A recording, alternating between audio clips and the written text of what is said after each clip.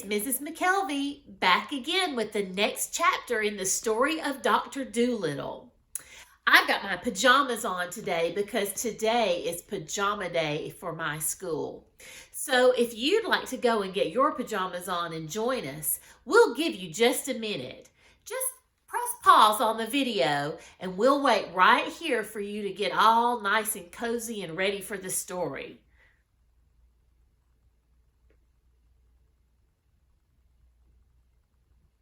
All right, are you ready for the next chapter?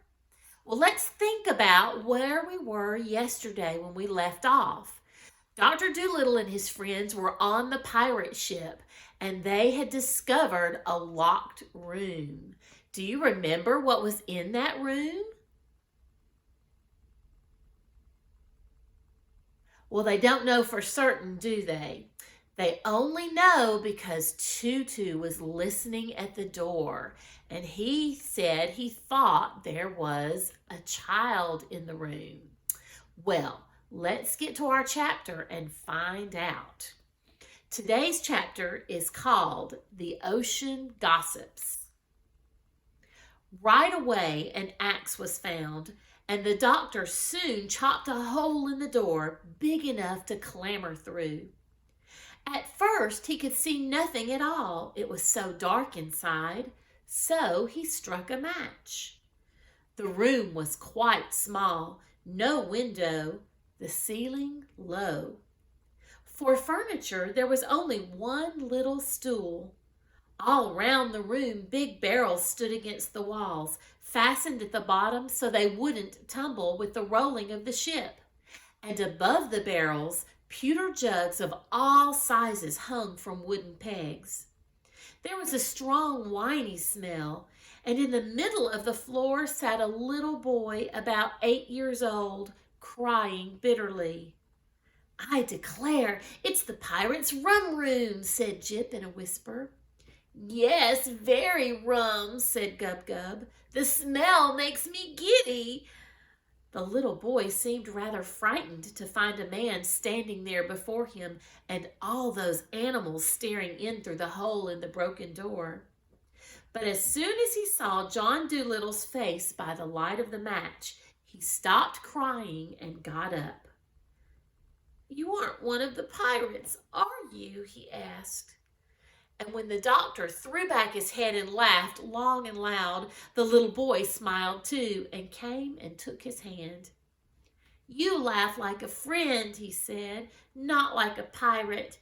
Can you tell me where my uncle is?"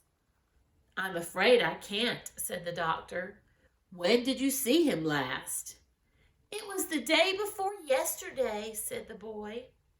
"I and my uncle went out fishing in our little boat when the pirates came and caught us. They sunk our fishing boat and brought us both on this ship. They told my uncle that they wanted him to be a pirate like them, for he was clever at sailing a ship in all weathers. But he said he didn't want to be a pirate because killing people and stealing was no work for a good fisherman to do. Then the leader, Ben Ali, got very angry and gnashed his teeth and said they would throw my uncle into the sea if they didn't do as they said. They sent me downstairs, and I heard the noise of a fight going on above. And when they let me come up again the next day, my uncle was nowhere to be seen. I asked the pirates where he was, but they wouldn't tell me. I am very much afraid they threw him into the sea and drowned him." And the little boy began to cry again. "Well, now, wait a minute," said the doctor. "Don't cry.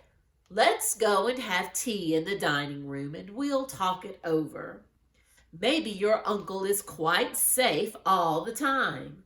You don't know that he was drowned, do you? And that's something. Perhaps we can find him for you.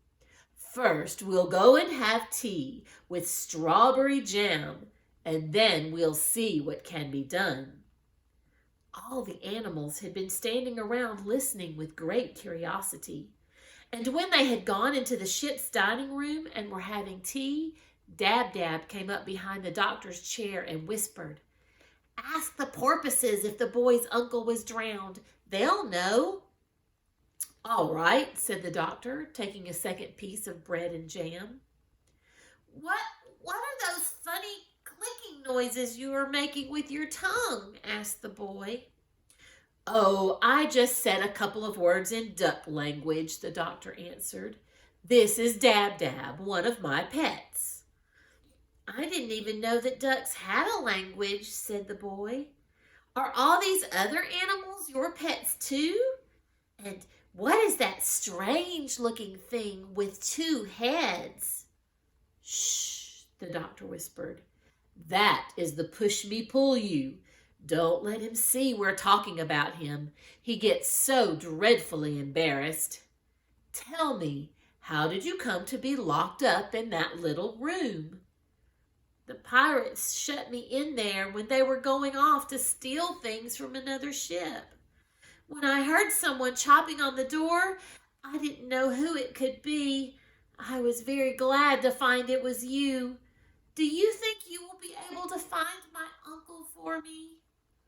"Well, we are going to try very hard," said the doctor. "Now, what did your uncle look like?" "He had red hair," the boy answered. "Very red hair, and the picture of an anchor tattooed on his arm. He was a strong man, a kind uncle, and the best sailor in the South Atlantic. His fishing boat was called the Saucy Sally. It was a cutter-rigged sloop." "What's a cutter-rigged sloop?" whispered Gub Gub, turning to Jip. "Shh! That's the kind of ship the man had," said Jip. "Keep still, can't you?" "Oh," said the pig, "is that all? I thought it might be something to drink." So the doctor left the boy to play with the animals in the dining room and went upstairs to look for passing porpoises.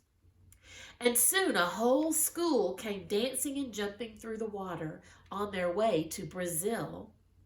When they saw the doctor leaning on the rail of his ship, they came over to see how he was doing. And the doctor asked them if they had seen anything of a man with red hair and an anchor tattooed on his arm. "Do you mean the master of the Saucy Sally?" asked the porpoises. "Yes," said the doctor. "That's the man. Has he been drowned?" "His fishing sloop was sunk," said the porpoises, "for we saw it lying on the bottom of the sea, but there was nobody inside it because we went and looked." "His little nephew is on the ship with me here," said the doctor, "and he is terribly afraid that the pirates threw his uncle into the sea. Would you be so good as to find out for me, for sure, whether he has been drowned or not?" "Oh, he isn't drowned," said the porpoises. "If he were, we would be sure to have heard of it from the deep-sea decapods. We hear all the saltwater news. The shellfish call us the ocean gossips. No, tell the little boy we are sorry we do not know where his uncle is, but we are quite certain that he hasn't been drowned in the sea." So the doctor ran downstairs with the news and told the boy, who clapped his hands with happiness. And the push-me-pull-you took the little boy on his back and gave him a ride around the dining room table, while all the other animals followed behind, beating the dish covers with spoons, pretending it was a parade. And that's the end of that chapter. So we've got some more thinking to do with this chapter. Did you hear the description of the boy's uncle? And have you ever noticed when something has gone missing, like a cat or a dog, people put up missing posters? So I thought it would be really interesting if you could create a missing poster for the boy's uncle to try to help the boy find him. Do you remember how he described him in the chapter? You may even want to go back and watch again and listen carefully for the description. What other information was given that might help to know who this man was? So, in your booklet or on another piece of paper, you can make a sign. Have you seen this man? And then draw a picture of him, and then maybe put some information at the bottom that might help to find him. Like the name of the ship, if you can remember that. If not, go back and see if you can find it. Well, that's all the time we have for today. I'll see you next time. Bye-bye.